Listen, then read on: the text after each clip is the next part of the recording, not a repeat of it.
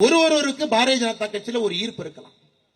அத்வானி ஐயா, வாஜ்பேயி ஐயா, ஷாம் பிரசாத் முகர்ஜி ஐயா, எல்லோருக்கும் ஒரு ஈர்ப்பு இருக்கும்.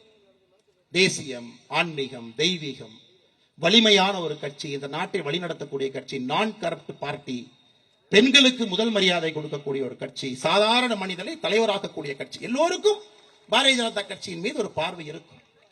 எனக்கு பாரதிய ஜனதா கட்சியின் மீது இருந்த பார்வை, தமிழகத்திலே 2 திராவிட கட்சிகளையும் தூக்கி எறிய வேண்டும் என்றால் அதற்கு பாரதிய ஜனதா கட்சியால் மட்டும்தான் முடியும். இந்த கட்சியிலே தொண்டனாக சேர வேண்டும் என்பதற்காகத்தான் இந்த கட்சியில் நான் தொண்டனாக சேர.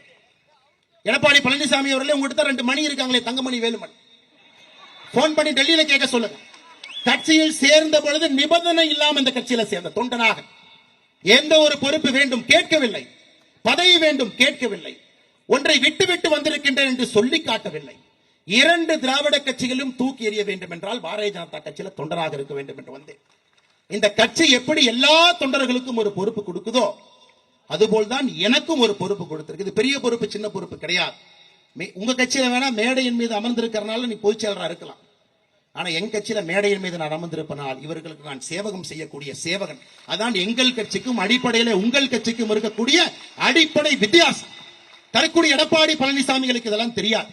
அதனால்தான் அன்பு சகோதர சகோதரிகளே, ஆட்சிக்கு வர வேண்டும் என்று நீங்கள் நினைத்தால் தெளிவாக இருக்க வேண்டும். 2 திராவிட கட்சிகளையும் ஒழித்து கட்ட வேண்டும். தெளிவா இருக்கணும். நம்ம சிந்தனையில எந்த விதமான தேக்கம் இருக்கக்கூடாது. தெளிவாக இருக்கு. தமிழகத்துல திமுகவினுடைய கூட்டணியும் பாரதிய ஜனதா கட்சியினுடைய கூட்டணி வரும். இன்னைக்கு டிவியை போட்டீங்கன்னா இதான் பேசுவாங்க. எல்லாம் ஏசி ரூம்ல உட்கார்ந்து விமர்சகர், வலதுசாரி, இடதுசாரி, எத்தனை சாரி இருக்குன்னு தமிழ்நாட்டினுடைய மீடியாவை பார்த்தா தான் நமக்கே தெரியும். எல்லாரும் பேசுவாங்க. இல்ல மாநில தலைவராக இருந்த கட்சியில் அண்ணாமலையும் ஒரு தொண்டன் தான். எப்பொழுதும் கூட்டணியா வராதுன்னு நீங்க சொல்லுங்க பாக்க. இந்த மீடியா நண்பர்கள் அடிக்கடி கேட்கக்கூடிய கேள்வி என்னன்னா, நம்மளை அப்படி பிரஷர்ல போடணும் அப்படின்னா, தமிழிசை அக்கா யாராச்சும் இருக்கா மைக்க நீட்டி உங்களுக்கும் திமுகவுக்கும் எப்பவுமே கூட்டணி வராது நீங்க சொல்லுங்க பாக்க. நான் சொல்றேன், இப்ப நான் சொல்றேன், இது பாரதிய ஜனதா கட்சி ரத்தமாக ஓடிக்கொண்டிருக்கிறது. மத்தியிலே பாரதிய ஜனதா கட்சியினுடைய தலைவர்கள் எல்லோரும் இங்க இருக்கக்கூடிய தொண்டர்களை கேட்டுத்தான் முடிவெடுக்கின்றார்கள். அது காங்கிரஸ் கட்சியில் இல்லாம இருக்கலாம், அது பாரதிய ஜனதா கட்சியில் எப்பவுமே இருக்கு.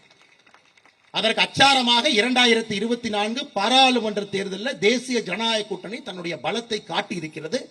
மக்கள் முன்னால் ஒரு மாற்று சக்தியாக நாம் நின்று கொண்டிருக்கின்றோம். தொண்டர்களே, நான் சொன்னா அது பெரிய செய்தியாக எனக்கு தெரியும். இதை நான் யோசித்து, ஆழமாக யோசித்து, நிதானித்து, நன்றாக சிந்தனை செய்து, பாரதிய ஜனதா கட்சியினுடைய எந்த ஒரு தொண்டனுக்கும் மனம் புண்படக்கூடாது என்பதை நன்றாக உணர்ந்து இந்த வார்த்தையை நான் பதிவு செய்கின்றேன். எப்பொழுதும் பாரதிய ஜனதா கட்சிக்கும் திமுகவுக்கும் தமிழகத்திலே உறவு இருக்காது, இருப்பதற்கான வாய்ப்பு இல்லை. எழுதி வைத்துக் கொள்ளுங்கள், எழுதி வைத்துக் கொள்ளுங்கள். நடக்காது. தேசிய கட்சி எப்படி வேணாலும் முடிவெடுப்பாங்க, ஒரு தேசிய கட்சி எப்படியெல்லாம் முடிவெடுக்காது. ஒரு தேசிய கட்சி எப்பொழுதும் தொண்டனுடைய உணர்வுக்கு மதிப்பளித்தான் தேசிய கட்சி முடிவெடுக்கும்.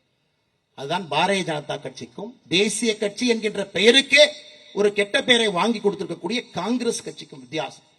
காங்கிரஸ் கட்சியிலே இங்க தலைவர்கள் கிடையாது, அடிமைகள் இருக்கின்றார்கள். அவரெல்லாம் அடிமைகள், அடிமைகள். இங்க தலைவர்கள் கிடையாது, அடிமைகள் அவர்கள். 1971 எப்படி இந்திரா காந்தி அவர்கள் கூட்டணியில் ஆரம்பித்து காங்கிரஸ் கட்சி என்கின்ற கட்சி தமிழகத்தில் காணாமல் போயிருச்சு. அடிமைகளாக இருந்து கொண்டு அவர்கள் காங்கிரஸ் கட்சி நம்மை பார்த்து கேள்வி கொண்டிருக்கின்றார். ஆனால் நீங்கள் தைரியமாக களத்திலே உங்களுடைய அரசியலை நீங்கள் செய்ய வேண்டும். எந்த விதமான சமரசமும் நம்ம களத்தில் இருக்கக்கூடாது. செய்திகளை உடனுக்குடனும் துல்லியமாகவும் தெரிந்து கொள்ள சப்ஸ்கிரைப் பண்ணுங்க.